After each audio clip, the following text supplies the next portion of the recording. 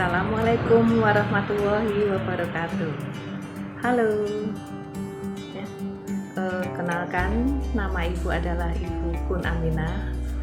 Dalam MPLS ini Ibu akan menyampaikan materi tentang coronavirus 19 atau yang lebih terkenal lagi yaitu dengan sebutan COVID-19. Baik anak-anak, mari kita simak materi dari Ibu ya. Jangan lupa siapkan buku catatan ataupun alat-alat tulisnya. Siapa tahu ada materi penting yang perlu kalian catat.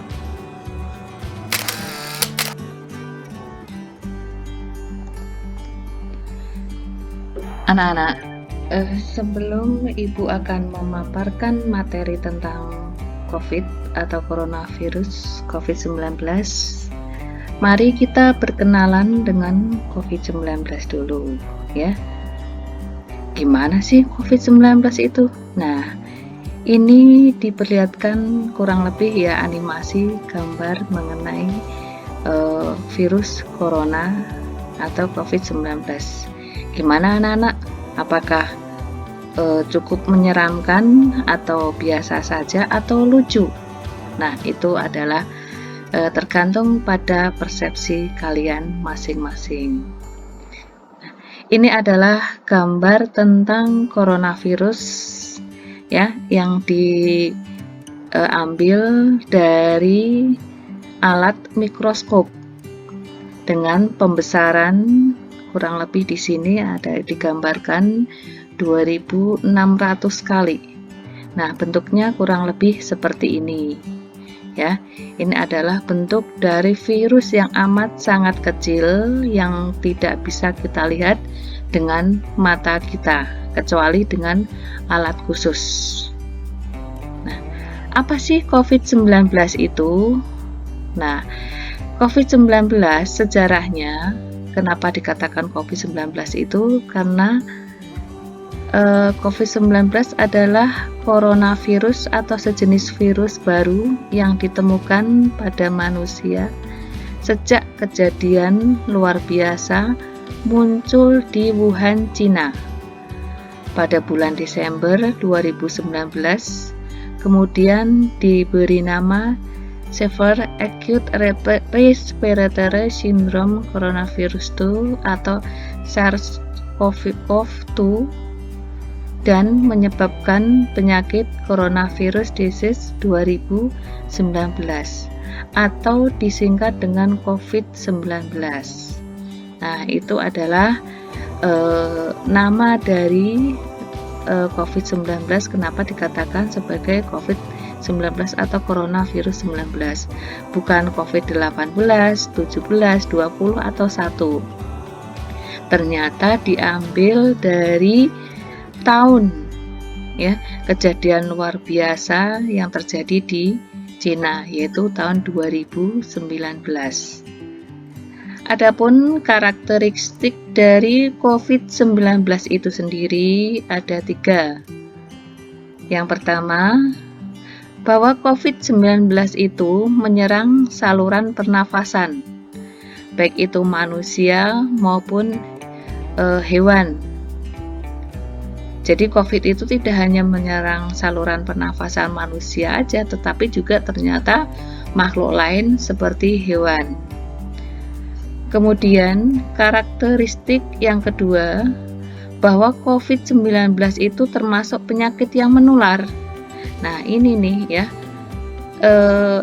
yang terjadi sekarang di wilayah kita, di lingkungan kita, negara kita ya, yang sedang pandemi COVID-19 ternyata menjadi sebuah pandemi itu karena karakteristik dari virus itu menular ya, menular dari satu orang ke orang lain atau kelompok lain ataupun dari benda-benda ataupun dari semacam perantara ya. Kemudian COVID-19 karakteristik berikutnya adalah belum ada pengobatan khusus yang efektif. ya. Jadi sampai saat ini belum ada obat khusus untuk penyembuhan dari COVID-19 itu sendiri.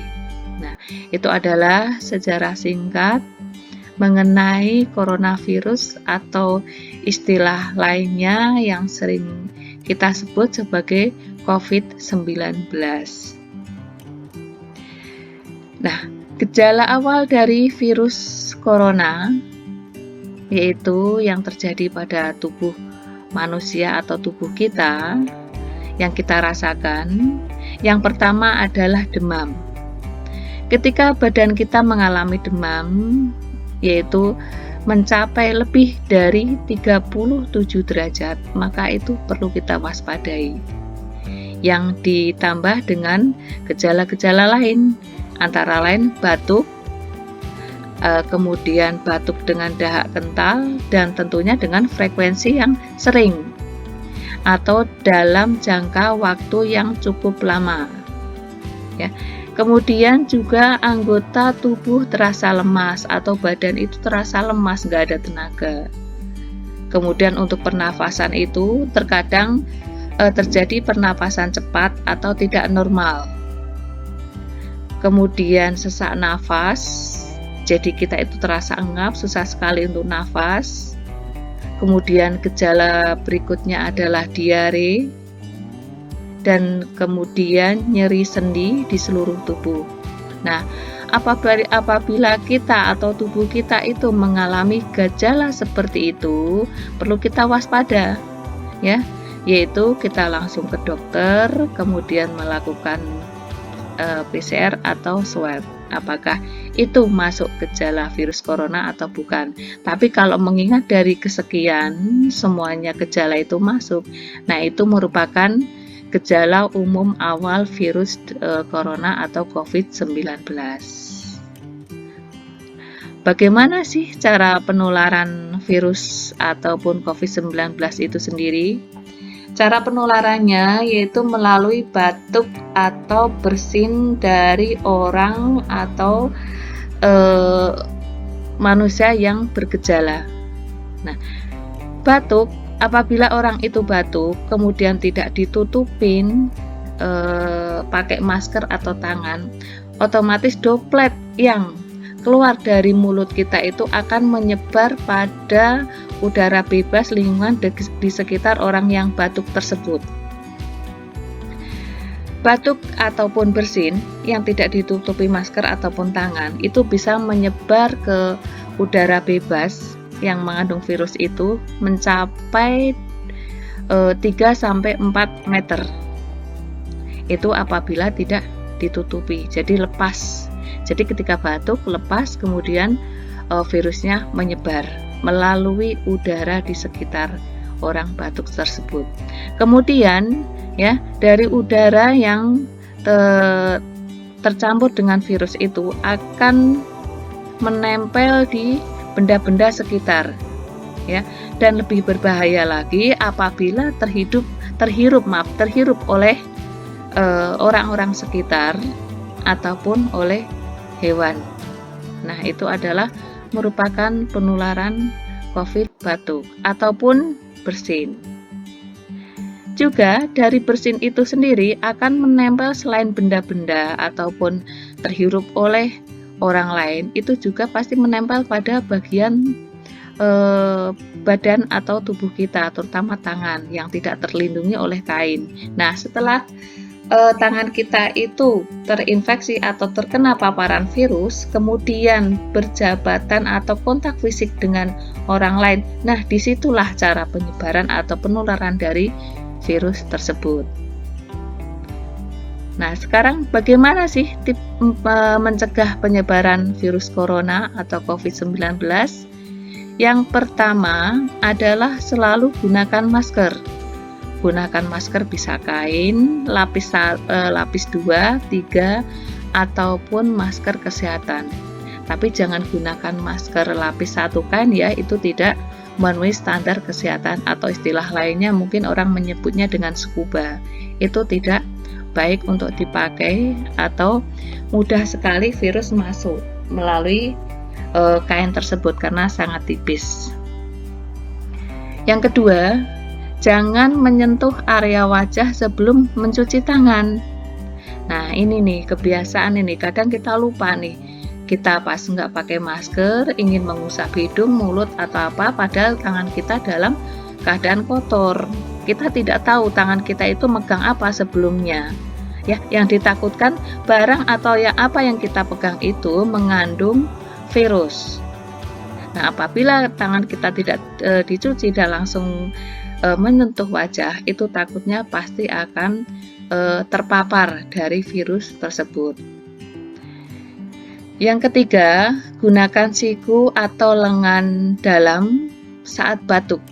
Jadi saat batuk, baik itu orang batuk mungkin virus corona ataupun batuk biasa, alangkah baiknya ditutup dengan siku lengan dalam apabila tidak menggunakan masker, ya. Karena apa? Kalau tidak ditutup pasti akan menyebar dan itu akan membahayakan orang sekitar kita atau sekitar orang yang batuk tersebut. Kemudian sering cuci tangan dengan sabun dengan air yang mengalir tentunya ya, supaya tangan kita bersih, bebas dari virus ataupun kuman sebelum kita melakukan aktivitas berikutnya. Gunakan disinfektan dan hand sanitizer. Nah, disinfektan ini fungsinya adalah untuk membunuh kuman ataupun virus-virus yang berada di lingkungan sekitar, bisa yang menempel di benda-benda atau alat-alat maupun yang berterbangan di udara. Yang terakhir yaitu hindari kontak dengan orang sakit. Jadi ketika kerabat atau teman kita sakit, ya, kita hindari kontak dengan orang tersebut. Takutnya penyakit mereka itu menular dan akan menulari kita. Saat berada di ruang publik, ini ada beberapa tips selain yang di atas tadi, yaitu yang pertama, hindari berjabatan tangan atau kontak fisik dengan orang lain. Ya. Yang kedua, jangan menyentuh wajah, terutama bagian mata, hidung, dan mulut. Nah, ini yang sering lupa nih ya. Ya, jangan. Ya, kecuali sebelumnya kita sudah mencuci tangan dengan air mengalir dan sabun ataupun dengan hand sanitizer. Pastikan itu kalau tangan kita steril, baru kita bisa menyentuh bagian wajah kita. Dan wajib selalu menggunakan masker kain, masker kesehatan, dan apabila perlu tambahkan face shield. Itu apabila memungkinkan. Yaitu akan lebih aman lagi, lebih safety lagi, supaya kita tidak mudah tertular oleh virus corona atau COVID-19. Dan jangan lupa apabila kita berada di ruang publik, ya, seperti di pasar, di mall, ataupun di situ banyak orang, jangan lupa jaga jarak dengan orang lain minimal 1-2 meter, terutama dengan orang-orang yang tidak kita kenal. Kalau dengan keluarga sendiri sih nggak masalah, tapi kalau dengan orang lain kan kita tidak tahu apakah orang lain itu sehat atau termasuk OTG atau orang tanpa gejala, sakit tapi kelihatan sehat. Itu kalau OTG, ya. Alangkah baiknya kita harus hati-hati sendiri sebelum kita tertular oleh virus corona tersebut. Lindungi diri dan keluarga dengan vaksin COVID-19. Sekarang pemerintah sedang menggalakkan vaksin COVID-19. Itu tujuannya yaitu supaya badan kita itu atau tubuh kita itu paling tidak kebal terhadap virus. Tetapi walaupun sudah vaksin atau sudah melaksanakan vaksinasi, jangan lupa tetap patuhi protokol kesehatan, ya, yang terkenal sekarang dengan 5M. Pertama, memakai masker. Yang kedua, mencuci tangan ataupun pakai hand sanitizer. Yang ketiga, menjaga jarak, itu minimal 1 sampai atau 2 meter dengan orang lain. Kemudian menjauhi kerumunan, ya lebih baik di rumah, aman. Apabila tidak perlu sekali, lebih baik tidak bepergian. Membatasi mobilitas. Selain dengan prokes atau protokol kesehatan, kemudian vaksinasi, nah tidak kalah penting yaitu kita menjaga atau membentengi diri dari virus corona ini dengan meningkatkan imun atau daya tahan tubuh kita. Bagaimana cara meningkatkan imun tubuh saat COVID-19 atau supaya tidak mudah tertular dengan virus corona atau COVID-19? Yang pertama adalah olahraga teratur. Walaupun kita di rumah atau sekarang ini kan lagi PKPM ya, jadi PPKM, jadi kita banyak di rumah, tapi usahakan olahraga teratur, misalkan dengan lari di sekitar rumah ataupun dengan aerobik di dalam rumah, misalkan dengan YouTube dan sebagainya. Ya, banyak cara untuk olahraga yang tak terbatas walaupun itu berada di rumah sekalipun. Kemudian banyak minum air putih. Apalagi sekarang kan musim kemarau ya, jadi kita harus banyak minum air putih supaya apa? Badan kita tidak dehidrasi atau tidak kekurangan cairan, karena banyak minum air putih itu juga menyehatkan. Kemudian minum vitamin C. Itu apabila sekiranya badan kita itu kekurangan vitamin C, baiknya minum vitamin C sesuai dosis, jangan kelebihan, karena kalau kelebihan juga tidak baik bagi tubuh kita. Kemudian makan sayuran dan buah-buahan, itu sangat penting ya anak-anak, karena anak-anak sekarang itu kan sulit sekali untuk makan sayuran dan buah-buahan. Kalau buah-buahan mending, mereka masih, anak-anak itu masih bisa mau makan, tapi kalau sayuran ya itu sangat sulit. Nah, untuk kalian, kalau supaya badan kalian sehat, kemudian imun kalian juga bagus, kalian harus mengkonsumsi sayur-sayuran dan buah-buahan ya. Kemudian makan makanan yang banyak mengandung protein, seperti makan telur, daging, bisa daging ayam, bisa daging sapi, atau protein lainnya seperti dari tempe maupun tahu. Itu juga bagus ya untuk meningkatkan imun atau daya tahan tubuh kita supaya sehat. Kalau kita sehat itu, maka kita tidak akan mudah tertular oleh virus ya. Virus tidak akan mudah masuk karena badan kita kuat, tameng kita itu kuat ya. Dan kemudian tidur yang teratur ya, ini yang suka begadang ya, jangan suka begadang, karena begadang itu bisa menurunkan imun, atau kekurangan jam tidur itu kurang bagus, bisa menurunkan imun atau daya tahan tubuh ya. Tidur yang cukup 7-8 jam. Tapi kalau tidur melulu terus-terusan juga kurang bagus, apalagi banyak tidur, kemudian banyak makan, kurang olahraga, itu juga tidak menyehatkan. Yang ada obesitas, dan kalau udah obesitas itu biasanya penyakit mudah masuk. Oke. Nah, untuk menjaga daya tahan tubuh selain dengan beberapa hal tadi, dengan mengkonsumsi makanan sehat, minuman, ya olahraga, tidur yang cukup, yaitu yang tidak kalah penting yaitu hati yang gembira adalah obat. Jadi, usahakan hati kita itu gembira, senang, ya. Dengan hati senang, dengan gembira itu dapat meningkatkan imun atau daya tahan tubuh, ya. Sebaliknya, apabila kita stres, kemudian panik, cemas, yang ada juga daya tahan tubuh kita itu akan turun. Untuk itu ya, hati harus gembira supaya daya imun kita naik atau daya tahan tubuh kita naik.